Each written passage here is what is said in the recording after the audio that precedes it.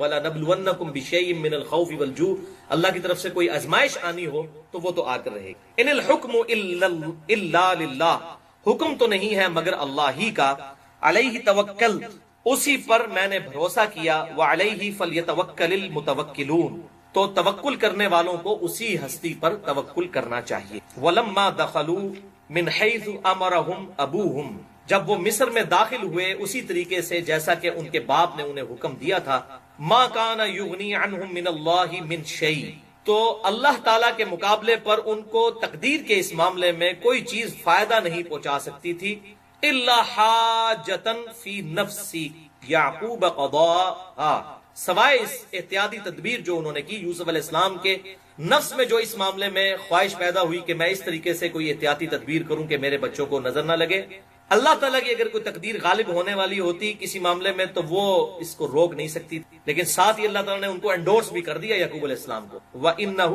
لَذُو عِلْمٍ لِمَا عَلَّمْنَاهُ، اور بے شک وہ صاحب علم تھے اس علم کے سبب جو ہم نے یعقوب علیہ السلام کو سکھایا تھا، وَلَكِنَّ أَكْثَرَ النَّاسِ لَا يَعْلَمُونَ، لیکن اکثر لوگ اس حقیقت سے واقف نہیں۔ یعنی یوسف علیہ السلام نے یہ جو اسٹریٹجی اڈاپٹ کی کہ سارے بیٹے جو ہیں وہ ایک دروازے سے داخل نہ ہوں، نظر بد سے بچنے کے لیے جو انہوں نے یہ طریقہ اختیار کیا، تو اللہ تعالیٰ نے کہا کہ اس کے ذریعے سے تقدیر تو نہیں ڈال سکتی تھی، البتہ وہ ہمارے علم والے بندوں میں سے تھے، ہم نے انہیں علم سکھایا ہوا تھا کہ یہ ظاہر ہے کہ اللہ تعالیٰ کی طرف سے انہیں علم سکھایا گیا تھا کہ نظر بد سے بچنے کا یہ طریقہ ہے۔ نظر بد کے اعتبار سے تو بچا جا سکتا ہے، البتہ اگر تقدیر میں کوئی اللہ کی طرف سے تکلیف آزمائش جو ہے وہ پریشانی جو ہے کوئی تکلیف آزمائش کی صورت میں آ کر رہنی ہے تو وہ ٹلنے والی نہیں ہے۔ اب یہاں پر میں اس حوالے سے تھوڑی نظر بد کے حوالے سے بھی گفتگو کر لیتا ہوں۔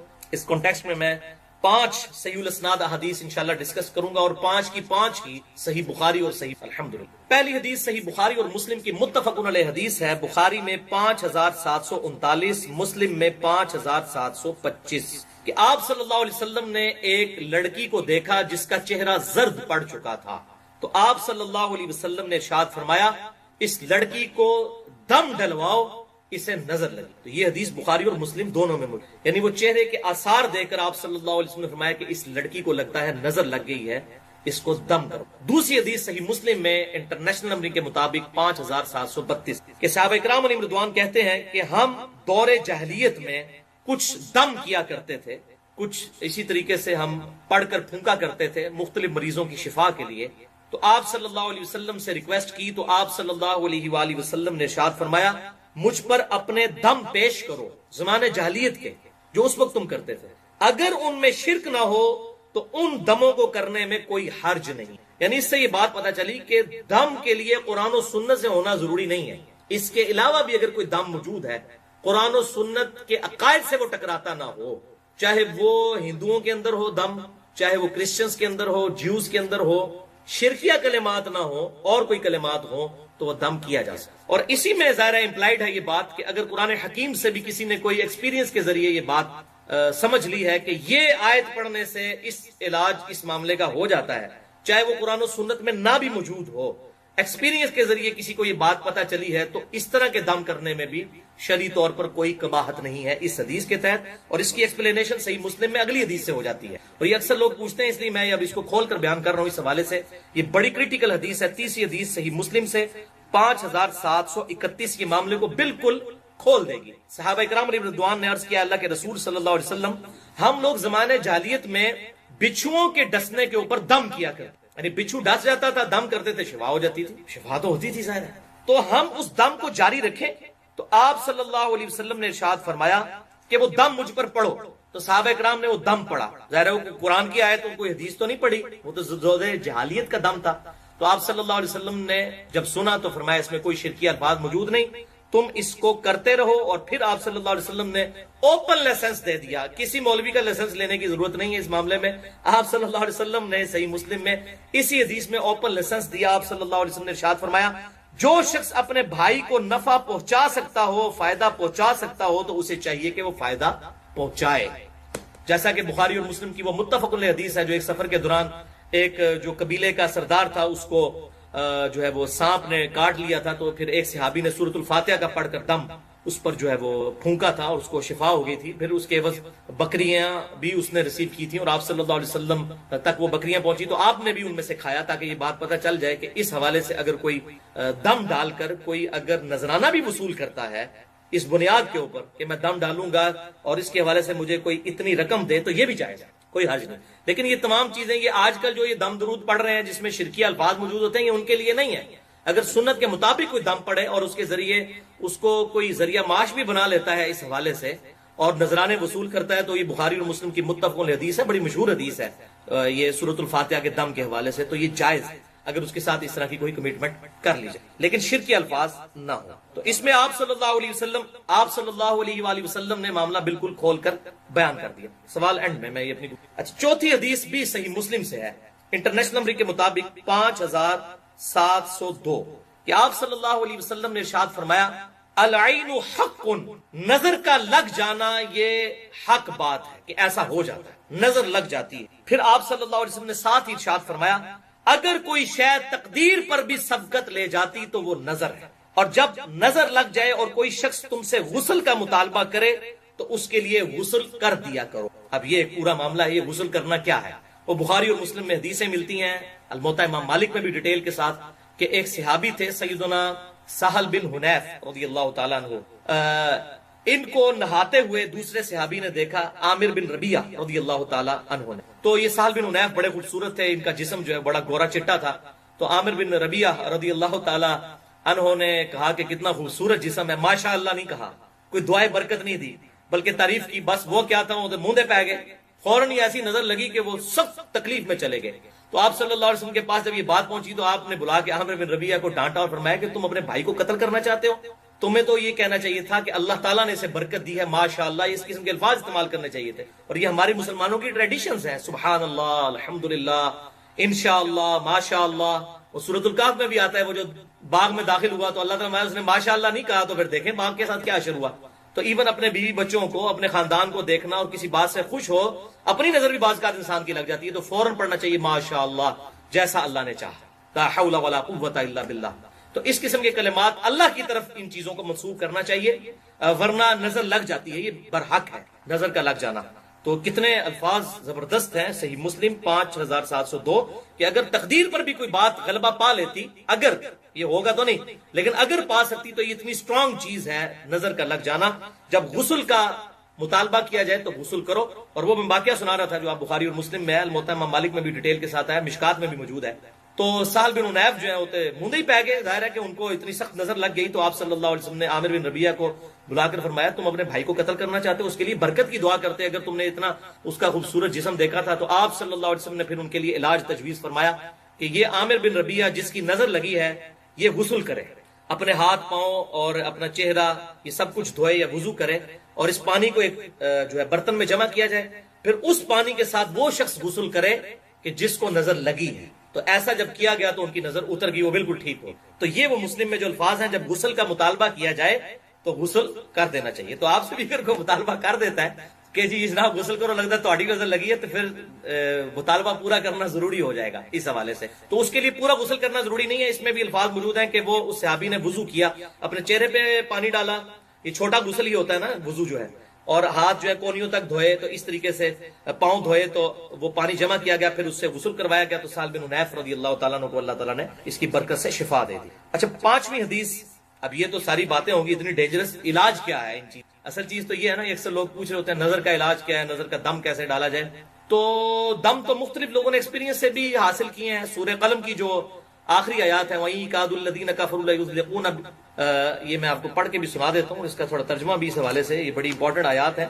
یہ حدیث میں تو نہیں ہے لیکن لوگوں کا ایکسپیرینس ہے نظر بد کے حوالے سے. سورہ قلم جو ہے, سورہ الملک سے جو فوراً بعد آگے سورت ہے وہ سورہ ہے سورہ قلم. تو اس کی آخری آیات جو ہیں, آخری آیت 51 اور 52 جو ہے, وَإِن يَكَادُ الَّذِينَ كَفَرُوا لَيُزْلِقُونَكَ بِأَبْصَارِهِمْ لَمَّا سَمِعُوا الذِّكْرَ, کہ یہ کافر تو یہ چاہتے ہیں کہ وہ ضرور تمہیں نظر لگا دیں اپنی آنکھوں کے ذریعے جب وہ الذکر قرآن سنتے ہیں. تو یہ کافروں نے باقاعدہ بندے بلائے تھے نظر لگانے والے کہ آپ صلی اللہ علیہ وسلم کو نظر لگا دیں کس طریقے. تو آپ صلی اللہ علیہ وسلم جب قرآن پڑھتے تھے تو وہ ایسے نظر سے دیکھتے رہتے تھے کہ حضور صلی اللہ علیہ وسلم کو کسی طریقے سے نظر لگ جائے تو یہ جو دعوت ہے رک جائے. اب ان کو کیا پتا تھا، وہ تو اللہ کے پیغمبر ہے، وہ تو اللہ کی حفاظت میں ہے. تو یہ وہ اس بات کا ذکر ہوا. تو اب لوگوں نے ڈسکوری کی کہ یہ نظر کے اوپر آیات نازل ہوئی ہیں تو یہ پڑھ کے پھونکے. تو اگر اس طرح کسی کا ایکسپیرینس ہوتا ہے کسی حوالے سے، تو آپ صحیح مسلم کی حدیث سن چکے ہیں 5732 کہ اگر اپنے بھائی کو، اور 5731 کوئی نفع پہنچا سکتا ہے اپنے ایکسپیرینس کے ذریعے کسی حوالے سے، تو ایون قرآن و سنت سے ہٹ کر بھی کوئی دم ہو، شرکیہ نہ ہو، تو وہ دم کر سکتے ہیں آپ، اس میں کوئی مسئلہ نہیں ہے. لیکن اگر اس دم کے اندر یا علی مدد، یا شیخ عبد القادر جیلانی مدد، اس قسم کے کوئی شرکیہ الفاظ ہے تو وہ دم نہیں ہے بھی، وہ شیطنت ہے.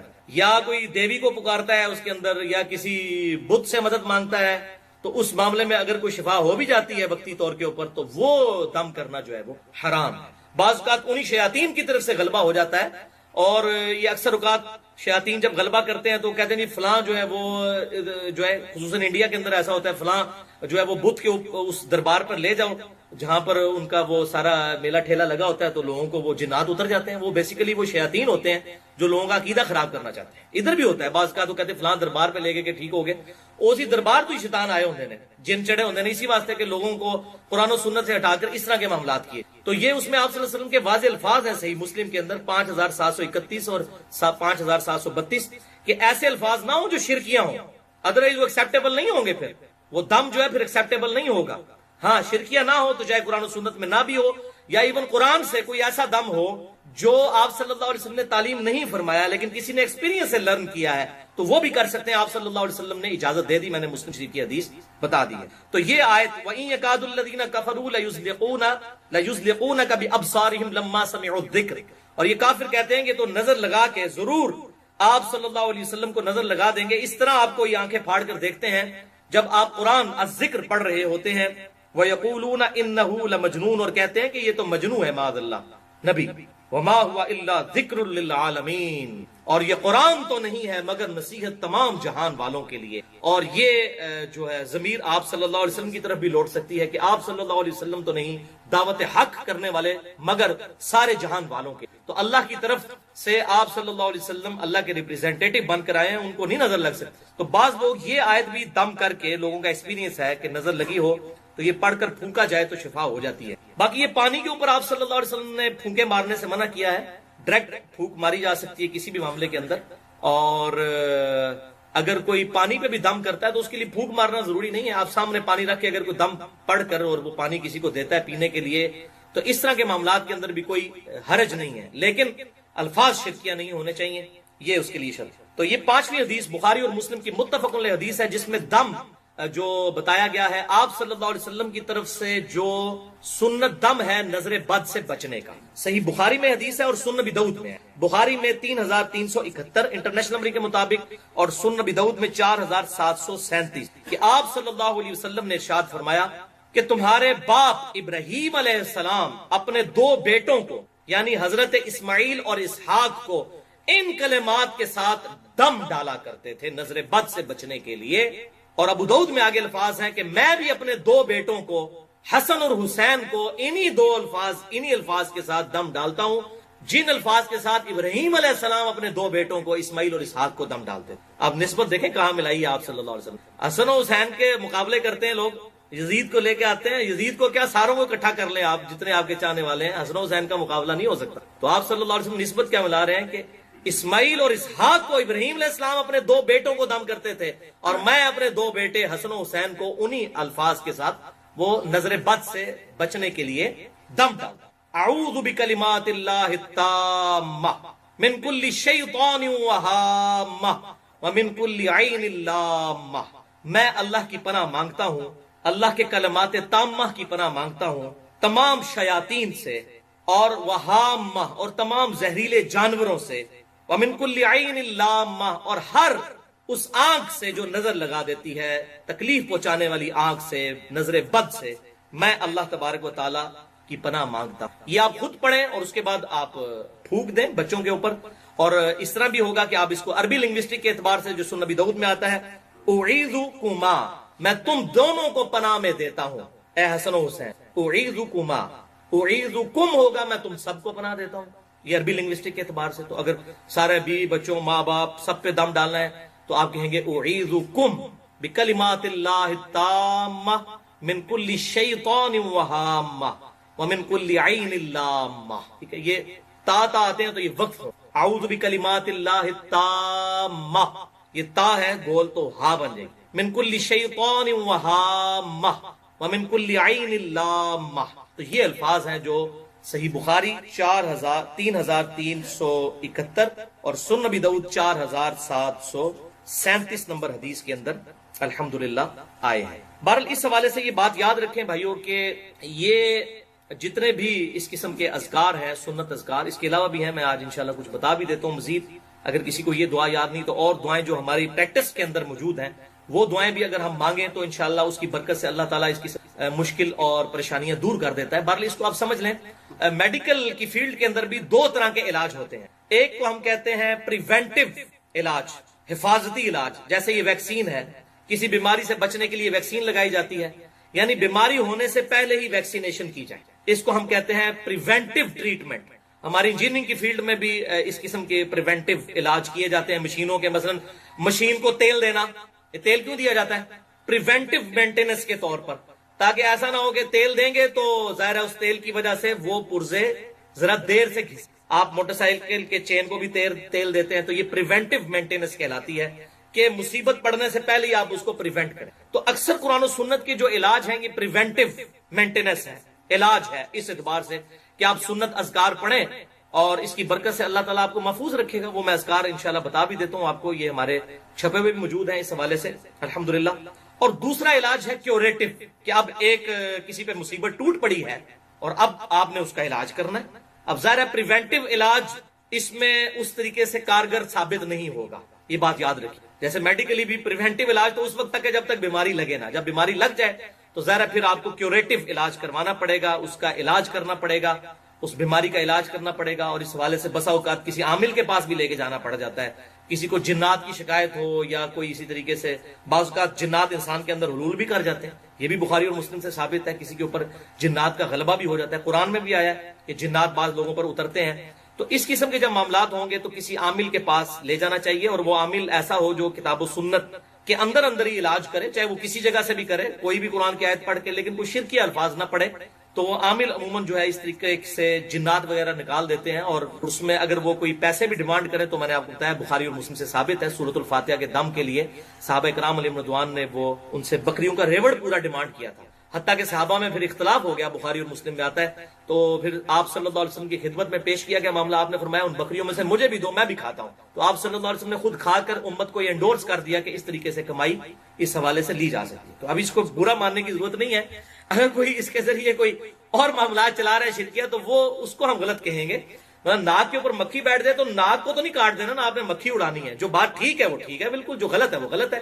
تو جتنی بات حق ہے ہم اتنی حق بات کو مانتے ہیں، جو باطل بات ہے ہم اس کو ماننے کے لیے تیار نہیں ہوں گے. تو اس کا باریک سا فرق بھی ضرور سمجھنا چاہیے. اس معاملے میں انسان کو جو ہے وہ فوراً جذباتی نہیں ہونا چاہیے کہ یار یہ کیا کہہ رہا ہے کہ ایسا کیا جا سکتا ہے. تو یہ الحمدللہ بخاری اور مسلم میں موجود ہے. ہاں اب اگر آج تک ہمیں کسی نے نہیں بتایا تو ان تو مولویوں کو گریبان پکڑے. اسی تو مولویوں کے خلاف ہیں کہ یہ مولوی جو ہیں یہ جو ہے وہ اپنے فرقے کی باتیں بتاتے ہیں ایک دوسرے کو نیچے دکھانے کے لیے.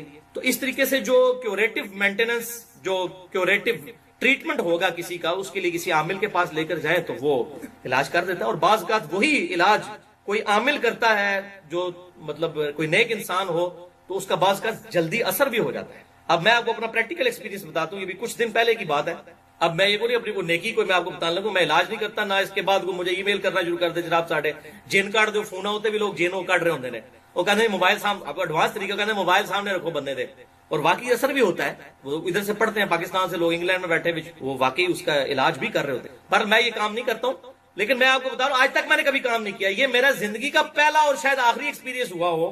کچھ دن پہلے وہ ہمارے یہاں پہ وہ درس میں آتے ہیں، شانی بھائی آج نہیں آئے ہوئے ہیں، تو ان کے ساتھ بچپن سے کوئی چیز اٹیچ ہے تو بعض کا ان کے اندر حلول بھی کر جاتی ہے. ادھر میرے سامنے بھی ایک دفعہ ہم یہاں پہ کھڑے تھے تو اچانک وہ ایسے کانپنے شروع ہو گئے، دھڑل سے پیچھے ہی جا کے گرے. تو اس طرح اکثر وہ جو ہے وہ گر پڑتے ہیں، وہ چیز ان کے اندر چلی جاتی ہے اور پھر وہ تھوڑے عرصے کے لیے کنٹرول کرتی ہے، پھر باہر نکل جاتی ہے. تو ان کو پھر ہم نے یہ صبح شام کے اپنے گرین کارڈ اور بلو کارڈ میں نے کہا کہ آپ پڑھنے شروع کریں. تو مجھے وہ 2 ہفتے پہلے کی بات ہے، مسجد میں زور کے بعد ہم بیٹھے ہوئے تھے، مجھے کہتے ہیں جی ولی بھائی بڑا فائدہ ہوا ہے اس کے ذریعے نا. اب میرے اندر نہیں وہ چیز جاتی کم از کم، اب باہر آ کے کھڑی ہو جاتی ہے، لیکن میں جب وہ باہر آ کے کھڑی ہوتی ہے تو میں پھر ذکر نہیں کرتا، میں چاہتا ہوں ایک دفعہ میرے سامنے آ جاؤ، میں خدا نہ ہے تو مقابلہ کرنا ہے بھائی، میرے سامنے آ جائے ایک دفعہ تو کہنا جی میں ایک بار تکڑا ہوں، میں کہ ایک کام نہ کرو، جب آپ کے پاس بھی فیل ہو کے آئی ہے تو آپ فوراً یہ سنت اذکار اعوذ بکلمات اللہ التامات من شر ما خلق یہ پڑھیں، یا بسم اللہ الذی لا یضر پڑھیں، یا معوذات آخری 3 صورتیں پڑھیں، اس قسم کی جو وہ 5 سنت اذکار میں اینڈ پہ بتا دیتا ہوں۔ تو بہرحال وہ بیٹھے ہوئے تھے نا، اتنی مجھ سے گفتگو کرتے ہوئے کہتے ہیں علی بھائی آ گئی چیز دوبارہ، تو کہتے ہیں بالکل میرے پیچھے آگے بیٹھ گیا اور اس نے مجھے یوں نہ پکڑ لیا، تو میں نے نا ان کو اسی وقت نا ان کے کندھے پہ نا اپنا ہاتھ رکھ کے نا تو میں نے بلند آواز سے پڑھا اعوذ بکلمات اللہ التامہ من کل شیطان وہامہ ومن کل عین لامہ، کہتے ہیں جی غائب ہوگی۔ تو اس طریقے سے ان اذکار کی برکت ہے فوراً پڑھنے سے۔ تو میں نے کہا بھائی آپ یہ دعا بھی یاد کریں اور فوراً پڑھا کریں، مقابلہ نہ کریں کسی کے ساتھ، اپنی روحانیت کو کوئی ٹیسٹ نہیں کروانا کسی نے۔ جب ایسے معاملات ہوں تو اللہ تعالیٰ کے آپ پناہ میں آنے کی کوشش کریں سنت اذکار کے ذریعے۔ اس حوالے سے میں نے بڑی ڈیٹیل گفتگو کی ہے، مسئلہ نمبر 82 کے نام سے اسماء اعظم جو ہیں سنت اذکار، اور اس میں نے یہ اپنے جو بلو کارڈ اور گرین کارڈ ہے ان کا تعارف بھی اس میں کروایا تھا۔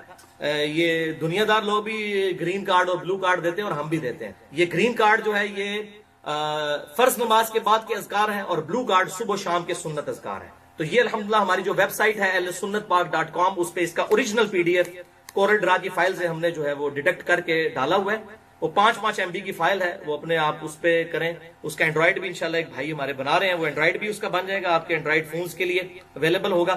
بہرحال یہ PDF فارم میں تو بلو کارڈ اور گرین کارڈ ضرور ڈاؤن لوڈ کریں، اور یہ الحمدللہ ہم نے اب ہزاروں کی تعداد میں چھپوائے ہیں، انشاءاللہ آپ کو مل بھی جائیں گے۔ ان میں یہ سنت اذکار لکھے ہیں۔ بہرحال میں نے آسانی کے لیے انہی میں سے 5 سنت اذکار جو ہیں یہ الگ سے پرنٹ بھی کروائے تھے۔ یہ جو ہمارا ریسرچ پیپر نمبر 7 ہے اس کا آخری پیج، یہ 10 کمانڈمنٹس والا جو ہے، اس کے آخری پیج پہ یہ ہم نے اذکار لکھے ہیں، جادو ٹونا، وبائی امراض اور قدرتی حادثات سے بچاؤ کے صحیح سنت وظائف۔ یعنی لوگ وہ پیر و فقیروں کے چکر میں کوئی شرکیہ وظائف نہ پڑھتے رہیں، بلکہ یہ سنت وظائف پڑھیں جو امام کائنات سید الاولین والآخرین شفیع المذنبین رحمت للعالمین سیدنا و مولانا امام اعظم محمد رسول اللہ صلی اللہ علیہ وسلم انہوں نے تعلیم فرمایا۔ اور اس کے نیچے میں نے لکھا ہے مرشد کامل امام الانبیاء صلی اللہ علیہ وسلم کی صحیح احادیث کی روشنی میں تمام احادیث کے نمبرز علماء حرمین بیروت کی انٹرنیشنل نمبرنگ کے مطابق ہے، جو عربی کتب شائع ہوتی ہیں دارالاسلام مکتبۃ الشاملہ کی، اس میں بھی ہم نے لکھا ہے مرشد کامل، ہمارے مرشد ہمیں ہدایت دینے والے آپ صلی اللہ علیہ وسلم میں ان کے سنت وظائف ہیں۔ یہ قادری، چشتی، نقشبندی، سہروردی یہ اس سلسلے کے نہیں، بلکہ ہمارے محبوب صلی اللہ علیہ وسلم کے سنت اذکار ہیں۔ تو اسی بلو کارڈ میں سے یہ 5 وظائف ہم نے نکالے ہیں صبح و شام کے اذکار میں سے 5۔ اگر کوئی سارے نہیں کر سکتا، 15-20 اذکار ہیں، 5 یہ ہم ایک نشست میں بیٹھ کے میرا خیال ہے 5 سے 10 منٹ میں انسان کر سکتا ہے، صبح کرنے ایک دفعہ، شام کو۔ یہ میں آپ کو بتا دیتا ہوں۔ بہرحال اللہ کی طرف سے تکلیف تو آئیں گی، اکثر لوگوں کو جنات کا مسئلہ ہو جاتا ہے، آسیب کا مسئلہ ہو جاتا ہے، لوگ پریشان ہوتے ہیں جی یہ کہاں سے بیماری آ گئی، اور جب پوچھے تو اکثر لوگ نماز روزہ بھی نہیں کرنے والے ہوتے، کہتے ہیں مصیبت کہاں سے آ گئی۔ مصیبت تو سب سے بڑی آپ کی یہ ہے، پھر سنت اذکار نہیں کرنے والے ہوتے۔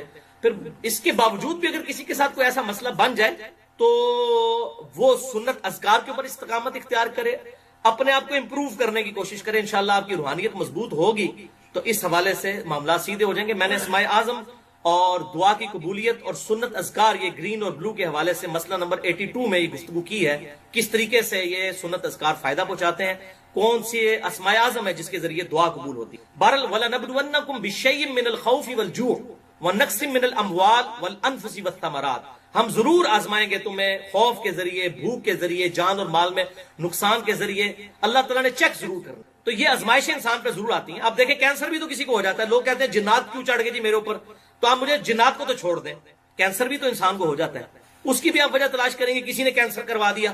اکثر تو ہمارے کچھ ہو جائے تو فوراً تلاش میں جادو ٹونا کسی نے کروا دیا، یعنی سارا جادو ٹونا آپ انڈیا، پاکستان، بنگلہ دیش جی واڑا ہے، اور کدھر نہیں ہے، ہوتا بھی ہے لیکن 99% نہیں ہوتا۔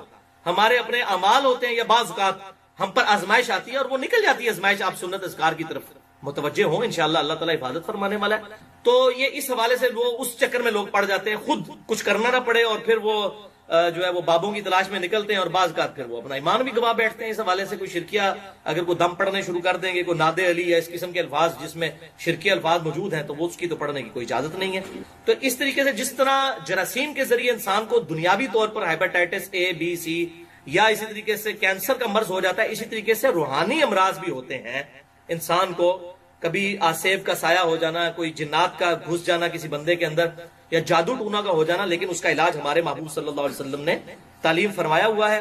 بہرحال یہ کہنا کہ جی وہ بندش ہو جاتی ہے، کوئی رزق بند کر، بھائی کسی کا کوئی رزق بند نہیں کر سکتا، یہ معاملات یاد رکھیں۔ اس طریقے سے تقدیر میں کوئی کسی کی آزمائش کسی کی آ سکتی ہے۔ میرے 6.5 گھنٹے کے 4 لیکچر ایکسکلوسیو ہے اس ٹاپک پہ، مسئلہ نمبر 103، 104A، 104B، 104C۔ اللہ کی طرف سے رزق کی تقسیم کا مسئلہ کیا ہے اور مسئلہ تقدیر اور انسان کی پیدائش کا مقصد، اس ٹاپک پہ تقریباً 200 کے قریب آیات کراس ریفرنس کے طور پر پورے قرآن حکیم سے میں نے 6.5 گھنٹے میں 4 لیکچرز کے اندر وہ کور کیے ہیں۔ بلکہ یہ آخر میں 5 وظائف آپ سن لیں، یہ وہ وظائف ہیں جو انشاءاللہ ہم آسانی سے کر سکتے ہیں، کیونکہ یہ ہمیں یاد بھی ہے، تو کم از کم یہ 5 وظائف آپ یاد رکھیں۔ اگر وہ دعا یاد بھی نہیں ہے، اعوذ بکلمات اللہ التامہ من کل شیطان وہامہ ومن کل عین لامہ، وہ یاد نہ بھی ہو، یہ اذکار ہمیں یاد ہیں، یہ بہت پاورفل ہیں، اور ان میں سے بعض اذکار تو اس سے بھی زیادہ پاورفل ہیں الحمدللہ۔ یہ 5 سنت اذکار صبح و شام کے میں نے اسی بلو کارڈ میں سے الگ سے جو ہے پرنٹ کروائے ہیں۔ آپ یہ ریسرچ پیپر نمبر 7 اگر ڈاؤن لوڈ کر لیں افضل ترین وظیفہ، جی ہاں، صحابی رسول حضرت شداد بن اوس رضی اللہ تعالیٰ فرماتے ہیں کہ ہم صحابہ کرام علیہ رضوان اللہ پاک کے آخری نبی رسول ہاشمی صلی اللہ تعالی علیہ وسلم کی خدمت میں حاضر تھے۔ آپ علیہ الصلوۃ والسلام نے ہم سے پوچھا حل فیکم غریب، کیا کوئی تم میں اجنبی تو نہیں بیٹھا؟ صحابہ کرام نے کہا نہیں حضور، ہم سارے مسلمان ہی ہیں اور کوئی غیر نہیں ہے۔ تو نبی پاک علیہ الصلوۃ والسلام نے فرمایا اچھا ایسا کرو، دروازے بند کر دو۔ صحابہ نے دروازے بند کر دیے۔ اب آپ علیہ الصلوۃ والسلام نے فرمایا ارفعوا ایدیکم وقولوا لا الہ الا اللہ، ہاتھ اوپر اٹھا لو اور لا الہ الا اللہ پڑھنا شروع کر دو۔ حضرت شداد بن اوس کہتے ہیں ہم سب نے ہاتھ اوپر اٹھائے اور کلمہ پاک پڑھنا شروع کر دیا۔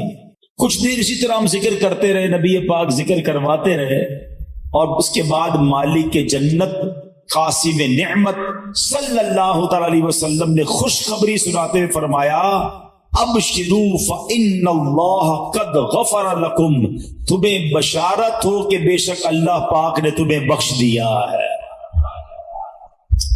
مزید آپ علیہ الصلوۃ والسلام نے یہ بھی فرمایا کہ الحمدللہ، اے اللہ پاک تو نے مجھے یہ پاکیزہ کلمہ دے کر بھیجا، اسے پڑھنے کا حکم دیا اور اس پر جنت کا وعدہ بھی فرمایا، بے شک تو اپنے وعدے کے خلاف نہیں کرتا۔ سبحان اللہ۔ تو کلمہ طیبہ افضل الذکر لا الہ الا اللہ، اس کے کمال کے فضائل ہیں۔ نیچے اسلامی بھائیو، اخلاص جو ہے نا یہ بہت ضروری ہے، اور اخلاص کی تعریف علماء بڑی پیاری بیان کرتے ہیں۔ ایک تعریف یہ بھی ہے کہ بندہ جس طرح اپنے گناہوں کو چھپاتا ہے اس طرح اپنی نیکیوں کو چھپائے۔ کیا ایسا کرتے ہیں؟ گناہ چھپاتے ہیں، نیکیاں نہیں چھپاتے۔ تو بہرحال جتنے میرے اسلامی بھائی موجود ہیں، اگر آپ کوئی اچھا کام کرتے ہیں بہت اچھی بات ہے، کیجئے، ضرور کیجئے، لیکن اللہ کے لیے کیجئے، لوگوں کے لیے نہ کیجئے۔ کسی کی مدد کر دی، کسی کو قرض دے دیا، کسی غریب کو کھانا کھلا دیا، آپ نے جناب نماز پڑھ لی، آپ نے روزہ رکھ لیا، بہت اچھی بات ہے، آپ قرآن پاک کی تلاوت کرتے ہیں، بہت اچھی بات ہے، مگر دکھلاوے کے لیے نہ کریں۔ اور دوسری بات کہ اللہ کے ذکر کی، سبحان اللہ، رب عز و جل کے ذکر کی کیا بات ہے۔ ذرا غور کیجئے کہ جس خالق و مالک نے مجھے بنایا ہے، جس نے زبان عطا کی ہے، آپ نے کبھی کسی گونگے کو دیکھا ہوگا، آپ کو پتہ ہے کتنی مشکل ہوتی ہے اس کی لائف، بیچارہ اشارے کرتا رہتا ہے، اس کی بات کوئی نہیں سمجھتا، عجیب و غریب آوازیں نکالتا ہے، لوگ مذاق اڑاتے ہیں اس کا، پتہ نہیں کیا کہہ رہے ہیں۔ غور کی، اگر میں اور آپ گونگے ہوتے تو کیسے لائف گزارتے؟ آج اللہ نے زبان دی ہے، مگر یہ زبان کس لیے دی ہے؟ اس لیے دی ہے اس سے گالیاں نکالی جائیں، یہ زبان اس لیے دی ہے کہ اس سے لوگوں کی دل آزاری کی جائے، یہ زبان اس لیے دی ہے کہ اس سے بری باتیں کی جائے۔ یہ زبان رب نے اپنے ذکر کے لیے دی ہے، قرآن پاک کی تلاوت کے لیے دی ہے، درود پاک پڑھنے کے لیے دی ہے، لوگوں کو نیکی کی دعوت دینے کے لیے دی ہے، اچھے الفاظ بولنے کے لیے دی ہے۔ اگر دنیا میں ہمیں کوئی تحفہ دے دے، مثال کے طور پہ کوئی نوکری لگوا دے، قرضہ چاہیے تو قرضہ دے دے، گھر چاہیے تو گھر بنوا دے، کتنا شکریہ ادا کرو گے اس کا؟ ہیں؟ کتنی بار اس کو تھینک یو کہو گے؟ بار بار جب نظر آئے گا تو اس کا احسان یاد آئے گا. اللہ نے زبان دی ہے، وہ احسان یاد نہیں. کتنی بار ذکر کرتے ہیں اس کا. اور اللہ کی مہربانی دیکھو، جتنا ذکر کریں گے اتنا ثواب بھی عطا فرمائے گا، اتنی نعمتیں بھی عطا فرمائے گا، اتنی برکتیں بھی عطا فرمائے گا. ہمارے اسلاف کتنا ذکر کرتے تھے. حضرت جنید بغدادی رحمۃ اللہ تعالی، اللہ کے بہت بڑے ولی ہیں، آپ نے نام سنا ہوگا. آپ کی زبان ہر وقت ذکر اللہ سے تر رہتی. ایک مرتبہ نائی کے پاس خط بنوا رہے تھے. جب مونچھیں تراشنے کا وقت آیا تو نائی نے کہا، نائی نے عرض کی عالی جان تھوڑی دیر کے لیے آپ ذکر بند کر دیں، آپ کی مونچھیں تراشنی ہے، ایسا نہ ہو کہ آپ کے ہونٹ کٹ جائیں. آپ نے کیا فرمایا؟ آپ اپنا کام جاری رکھیں، ہونٹ کٹتے ہیں تو کٹ جائیں، میری زبان ذکر اللہ سے نہیں رہتی. اس اللہ کا ذکر. ایک بزرگ کے بارے میں آتا ہے، آپ ہر راستے سے، ہر گلی سے گزرتے اللہ کا ذکر کرتے گزرتے. ایک روڈ سے گزرے، واپس آئے، دوبارہ گزرے. لوگوں نے کہا حضرت ابھی تو گئے تھے یہاں سے، پھر دوبارہ. فرماتے گزر تو گیا تھا مگر ذکر اللہ کرنا بھول گیا تھا. میں چاہتا ہوں میں جس راستے سے گزروں، جس گلی سے گزروں، اس گلی کو رب کے ذکر کا گواہ بنا دوں. ہم غور کریں، ہم جب سواری پر گزرتے ہیں، جس گلی سے، جس روڈ سے، کہیں ایسا تو نہیں گانے سنتے ہوئے، میوزک سنتے ہوئے، یا نہیں سنتے ہوئے خود ہی گنگناتے ہوئے اس جگہ کو گواہ کر رہے ہیں. میرا کئی بار زمینوں پہ جانا ہوتا ہے کہ جب ٹریکٹر چلاتے ہیں، ہل چلاتے ہیں، تو ٹریکٹر اور ہل چلاتے ہوئے بھی گانے بجا رہے ہوتے ہیں. ذرا غور کریں کہ آپ جس زمین کو کھود کر اللہ سے یہ امید رکھ رہے ہیں، اس کی طرف توکل کر رہے ہیں کہ مولا بیج ڈال رہا ہوں، فصل تو دینا، اس فصل کو کھودتے کھودتے بھی رب کی نافرمانی ہو رہی ہے، تو کیسے برکتیں آئیں گی؟ اس زمین کو آپ اللہ کے نافرمانی کا گواہ کر رہے ہیں. کیا ہی اچھا ہوتا کہ ٹریکٹر پر بھی حمد باری تعالیٰ چل رہی ہوتی، ٹریکٹر پر بھی نبی پاک کی نعتیں چل رہی ہوتی. کوئی سنت وغیرہ بیان ہی لگا دیتے کہ چلو جناب ہل بھی چلاتے رہیں گے، کچھ مسائل بھی سیکھتے رہیں گے.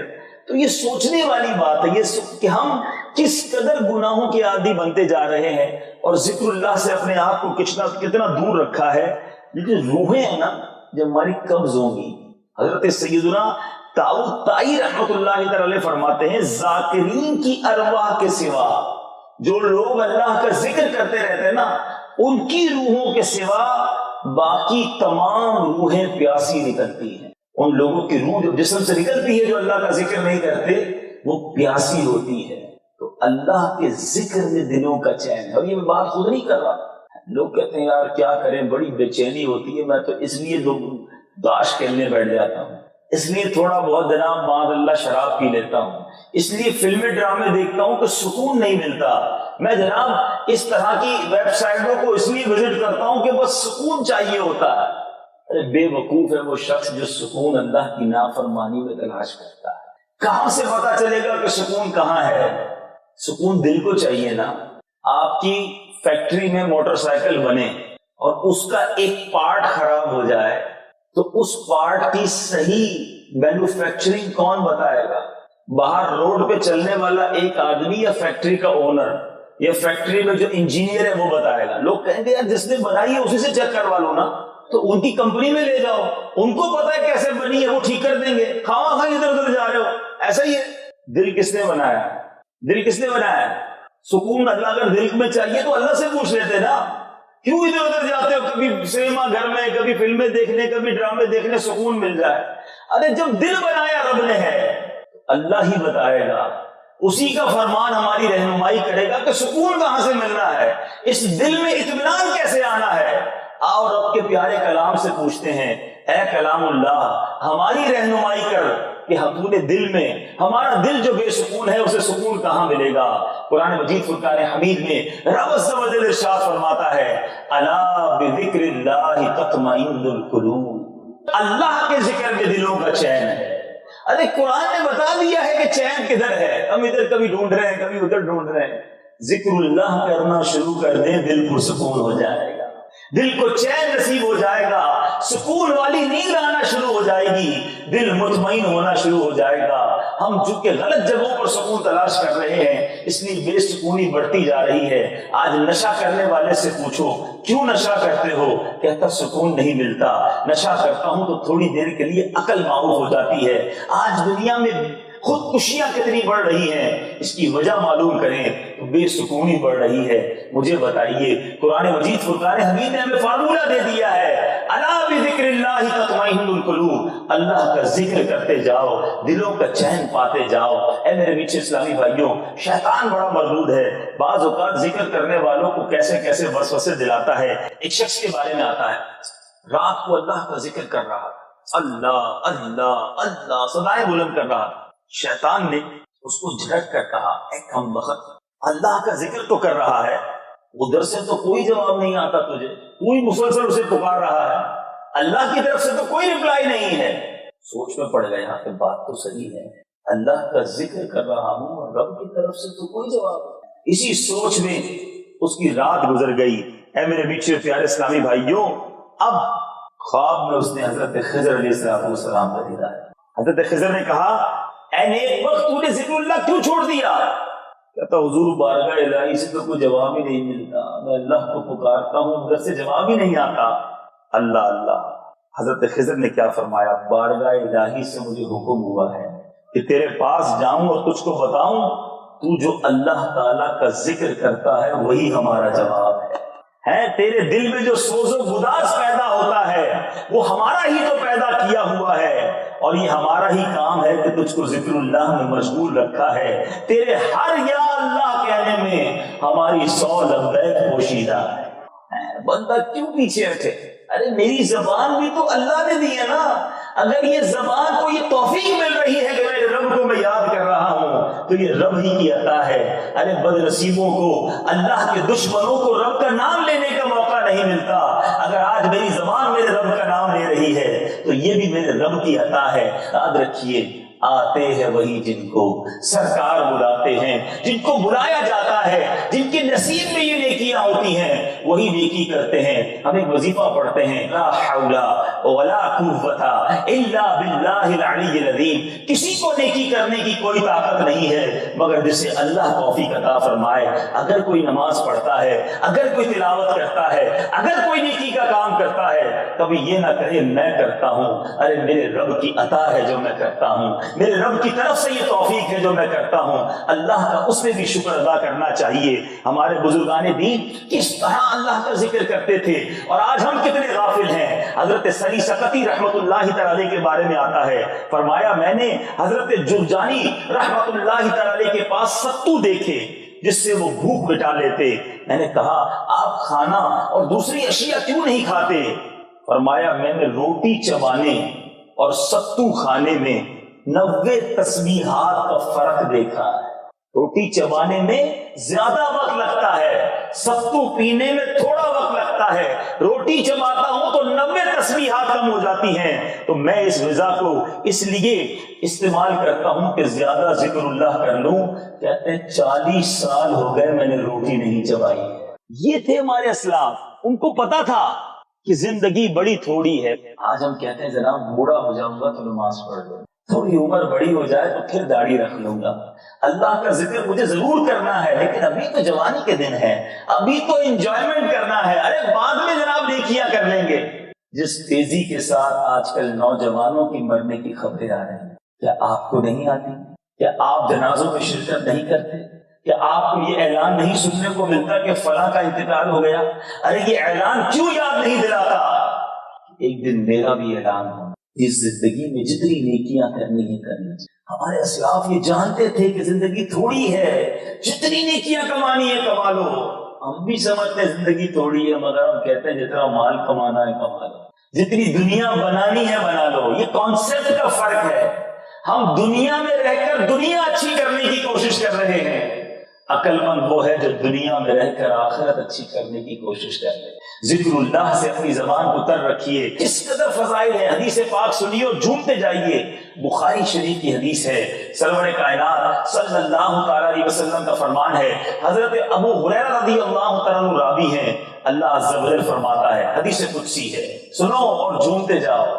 اللہ فرماتا ہے کہ میں اپنے بندے کے گمان کے قریب تر ہوں جب وہ مجھ سے کرتا ہے، جب وہ میرا ذکر کرتا ہے تو میں اس کے ساتھ ہوتا ہوں، اگر وہ مجھے تنہائی میں یاد کرتا ہے تو میں بھی اسے تنہا یاد کرتا ہوں، اگر وہ میرا ذکر کسی مجمع میں کرتا ہے تو میں اس سے بہتر مجمع میں یعنی فرشتوں کے درمیان اس کا ذکر کرتا ہوں، اگر وہ ایک مالش مجھ سے قریب آتا ہے تو میری رحمت اس سے ایک ہاتھ قریب ہو جاتی ہے، اگر وہ میرے ایک ہاتھ قریب آتا ہے تو میری رحمت اس سے 2 ہاتھ قریب ہو جاتی ہے، اگر وہ میرے پاس چلتے ہوئے آتا ہے تو میری رحمت اس کے پاس دوڑتی ہوئی آتی ہے۔ ایسا کریم مولا ملا ہے، پھر بھی اس سے دور بھاگتے ہو، تو انہیں سے دور بھاگے جنہیں تجھ پہ پیارا ہے۔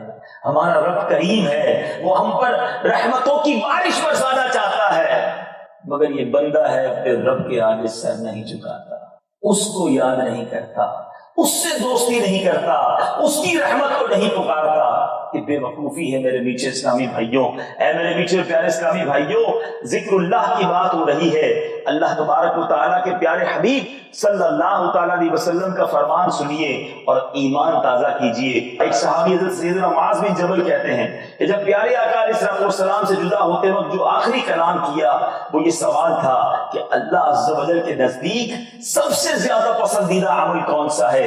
تو پیارے آقا صلی اللہ تعالیٰ علیہ وسلم نے فرمایا تمہاری موت اس حال میں آئے کہ تمہاری زبان اللہ کے ذکر سے تر ہو، مرتے وقت اللہ کا ذکر ہو۔ اب ذرا تھوڑا سا بیان کو اختتام کی طرف لا رہا ہوں، ایک چھوٹا سا ڈیمونسٹریشن، چھوٹا سا یوں سمجھیے کہ سوال کرتا ہوں، غور کیجیے، کس کا چانس زیادہ ہے اچھی موت کا؟ ایک شخص ہے صبح اٹھتا ہے فجر نہیں پڑھتا، دوپہر ہوتی ہے ظہر نہیں پڑھتا، شام ہوتی ہے عصر مغرب نہیں پڑھتا، رات ہوتی ہے عشاء نہیں پڑھتا، دن بھر گالیاں دیتا ہے، جھوٹ بولتا ہے، جب موقع ملتا ہے فلمیں ڈرامے دیکھتا ہے، جب موقع ملتا ہے بے پردہ عورتوں کو دیکھتا ہے، جب موقع ملتا ہے بے حیائی کے مناظر دیکھتا ہے، جب رات کو دوستوں میں بیٹھتا ہے تو کبھی جوا بھی کھیل لیتا ہے، کبھی جناب معاذ اللہ شراب بھی پی لیتا ہے۔ سچ بتاؤ اس بندے کی اگر موت آئے گی تو کتنا زیادہ امکان ہے، کتنا زیادہ چانس ہے کہ کوئی برا کام کرتے کرتے موت آئے۔ ہم میں سارے یہی ہے نا جو چاہتے ہیں ذکر اللہ کرتے کرتے مرنا ہے، کلمہ پاک کے ساتھ مرنا ہے، نماز کی حالت میں مرنا ہے، باوضو مرنا ہے، اچھی موت مرنا سب چاہتے ہیں، اچھے کام کرتے نہیں اور اچھی موت مرنا چاہتے ہیں۔ اب ایک اور شخص ہے صبح ہوتی ہے تو فجر پڑھتا ہے، دوپہر ہوتی ہے تو ظہر پڑھتا ہے، شام ہوتی ہے تو عصر مغرب بھی پڑھتا ہے، عشاء کے وقت میں عشاء ادا کرتا ہے، دن میں تھوڑا سا قرآن پاک بھی پڑھ لیتا ہے، زبان ذکر و درود سے تر رہتی ہے، نگاہیں نیچی رکھتا ہے، حلال روزی کماتا ہے، ماں باپ کا ادب کرتا ہے، گناہوں سے بچنے کی پوری کوشش کرتا ہے۔ موت تو اس کو بھی آنی ہے، مگر کتنا زیادہ چانس ہے کہ ہو سکتا ہے سجدے ہی میں موت آ جائے، یہ قرآن پڑھنے کا وقت ہو اسی میں موت آ جائے، نبی پاک پر درود پڑھ رہا ہو اسی میں موت آ جائے، ذکر اللہ کر رہا ہو اور اسی میں موت آ جائے۔ اے میرے میٹھے اسلامی بھائیوں، اس بات کو آپ سب مانتے ہیں کہ موت کا وقت تو مقرر ہے، مگر مجھے اور آپ کو نہیں پتا، ایسا ہے نا؟ اور کوئی ہے یہاں ایسا جو یہ بتائے کہ میں جناب موت آئی، ملک الموت آئے تو انہیں کہہ دوں گا ابھی رکیے میں ذرا غلط کام کر رہا ہوں، پہلے صحیح کام کر رہا ہوں؟ اتنا ٹائم ملے گا کسی کو؟ نہیں ملے گا نا۔ جو وقت مقرر ہے اس میں موت آ کر رہے، تو وہی طریقے ہیں، یا تو ملک الموت آئے تو برے کام کرتے وقت انہیں روک دینا، اور اگر ایسا نہیں کر سکتے تو پھر ایک طریقہ بچتا ہے کہ برے کام چھوڑ، جس حالت میں مرنا نہیں چاہتے نا وہ کام کرنا چھوڑ۔ نبی پاک نے فرمایا نا پسندیدہ عمل اللہ کے نزدیک یہ ہے کہ جب تمہارا آخری وقت ہو تو زبان